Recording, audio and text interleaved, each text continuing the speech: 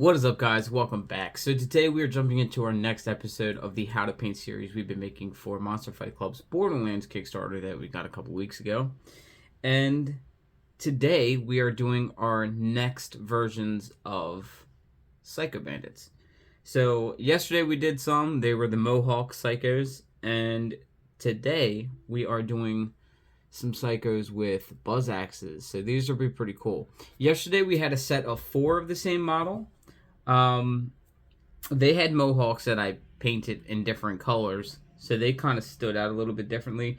These probably won't be any different because I want to keep their clothes the same as in the game, and they don't have Mohawks or anything. So these are probably going to look a lot alike, but it's okay because we have 3 of these. So it's okay to have 3 of these guys. I think once in a while, I don't think I'm going to have too many of the same guys on the board anyway.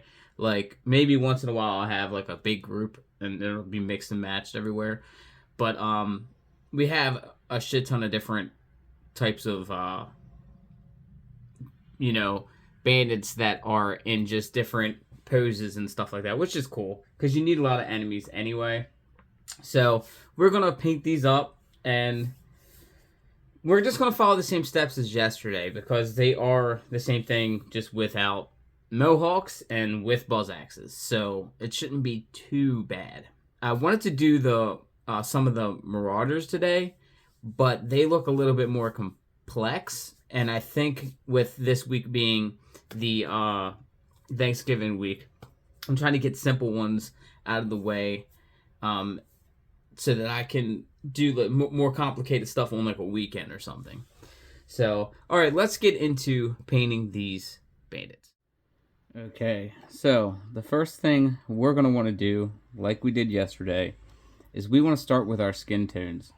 Half of this model is skin tones. With the Psycho Bandits, they literally have like no shirt on. So we're going to want to hit the whole chest area, the neck area. We're going to want to hit the back area, down his arm to a certain point, because he does have some leather on with some straps. And then we want to hit this other arm as well, all the way down until you hit, there's like a glove. He has like a brown glove, like a leather glove with a hole in it. So you want to hit that hole. The top of his head, he does have straps coming from his mask from the top and the side. So keep that in mind as well. It also looks like he has like an elbow piece here too, so you want to avoid that, and there is some straps on this side, so just keep that in mind as well. Okay, so now that the skin is on there, the first coat of skin, we're going to move on to our orange, and we are going to use a cadmium orange. Now, or this is actually a cadmium red, but it's basically like a darker orange.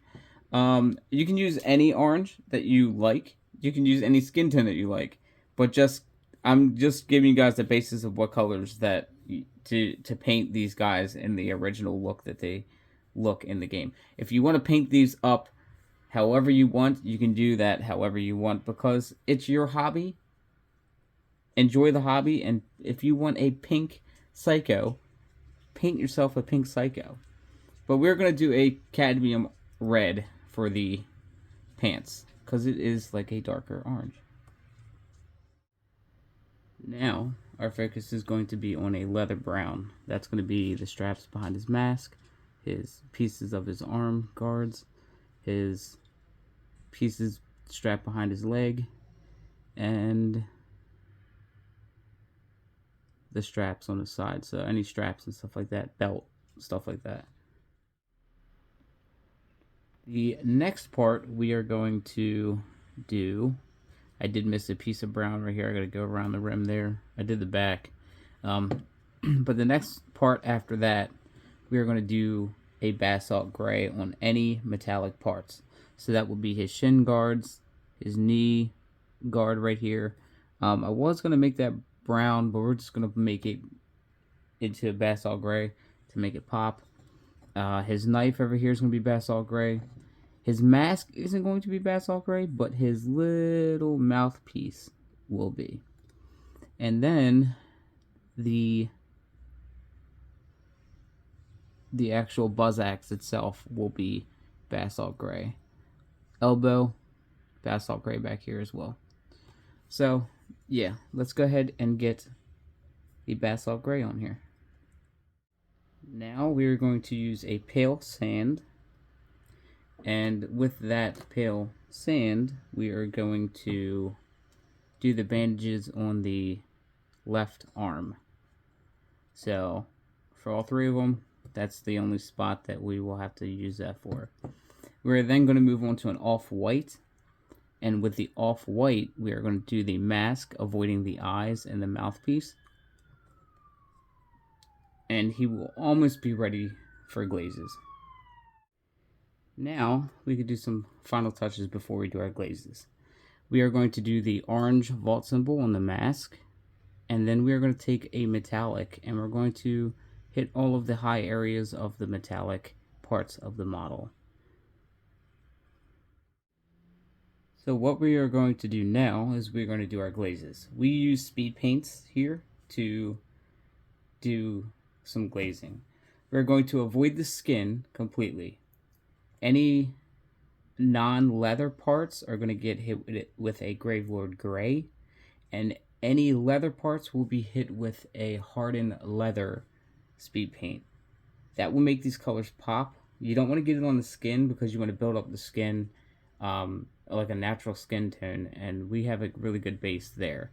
So let's go ahead and get our glazes on here, and once the glazes are on here we will have some time to paint the base a Rhinox hide, and then hopefully that gives it some time to dry so that we can start doing our highlights.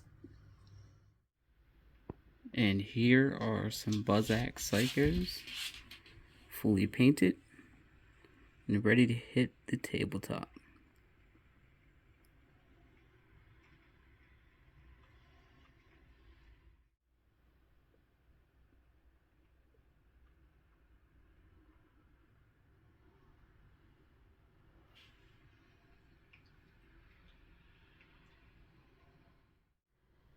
Hopefully today's video helped you out with painting your psychos for Monster Fight Club's Borderlands.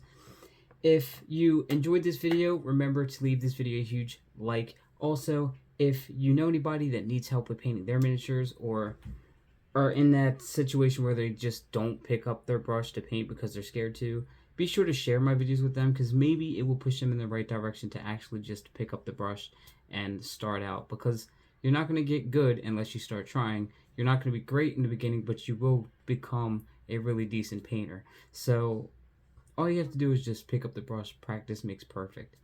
Also, hit the subscribe button if you haven't already, especially if you've been watching my painting videos and stuff like that. It does really help out the channel a lot. But as always, thank you guys for checking out today's video, and I'll catch you all in the next one. Bye.